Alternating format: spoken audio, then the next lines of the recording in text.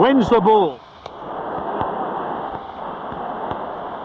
আক্রমণে যাচ্ছেন বৈষম্য বিরোধী ছাত্র আন্দোলনের দক্ষ ফুটবলাররা। দেখা যাক শেষ পর্যন্ত কি হয়। ও গোছালো আক্রমণ, ওখানে দেখা যাক ডিবি হারুনের বাধা দেওয়ার চেষ্টা, কিন্তু না, ওবায়দুল কাদের পিছনে ছুটছে কিন্তু শেষ পর্যন্ত সফল হলেন ওবায়দুল আল আনসারি।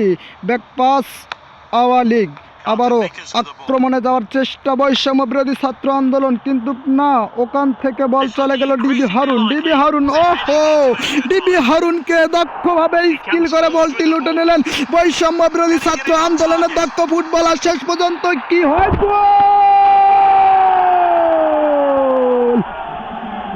বৈষম্য বিরোধী ছাত্র আন্দোলনের আওয়ালিগ 0। বন্ধুরা, আপনাদেরকে স্কোরলাইন জানিয়ে দিচ্ছি। বৈষম্য বিরোধী ছাত্র আন্দোলন ফুটবল টুর্নামেন্টের ফাইনাল খেলা। উক্ত খেলায় যে দুটি দল পরস্পর চ্যালেঞ্জের মোকাবেলা করছেন, বৈষম্য বিরোধী ছাত্র আন্দোলন আওয়ালিগ 85 মিনিটের মাথায় গোল তুলে নিলেন বৈষম্য বিরোধী ছাত্র আন্দোলন।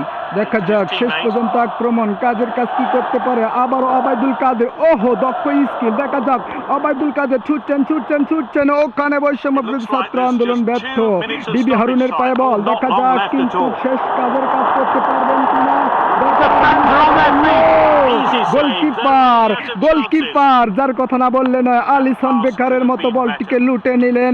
এক্সট্রা টাইম খেলা চলছে, দেখা যাক শেষ।